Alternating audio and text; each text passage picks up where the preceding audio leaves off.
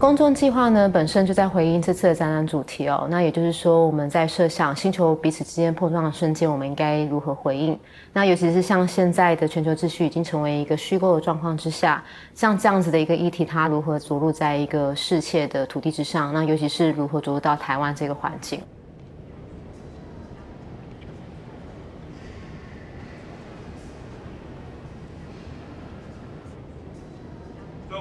协商剧场呢，是在针对几个台湾的真实的一些生态议题哦，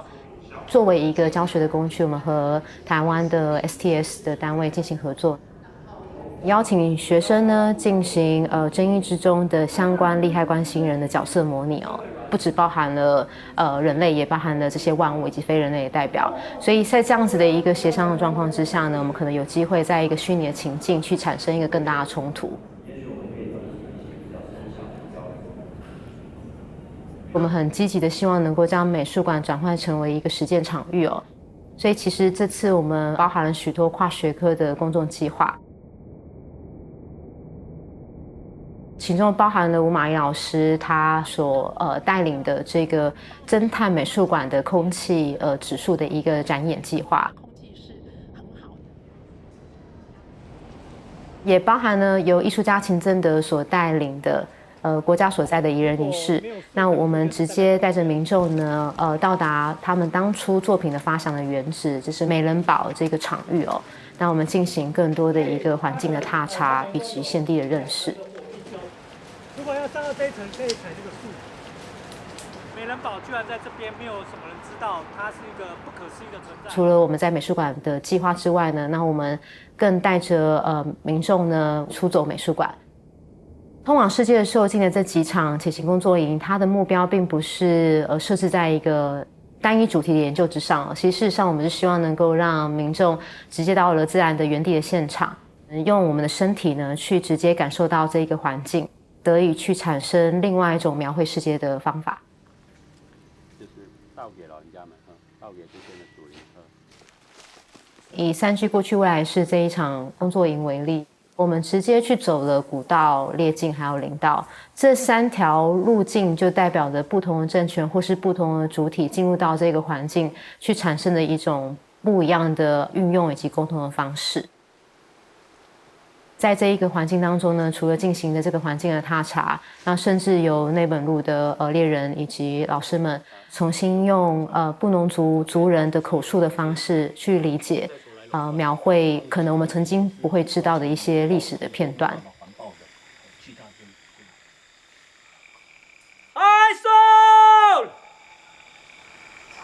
说，听到这个听到了，这个开始听到李亮的声音跟我们一样家族的那说赶快出来赶快出来那所以1941年可以说是日治呢最后一起的武装抗日的这个行动那所以这个事件结束之后呢，那台东厅的厅长就要求所有还剩下在内本路的所有布农族全部清空，日本这个警察避免内本路的敌人再次重返，所以把当时已经准备快产收的小米棚放火烧了然后呢家屋的部分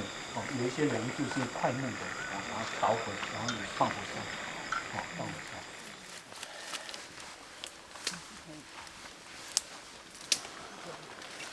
到了这个现场都有还蛮多的冲击，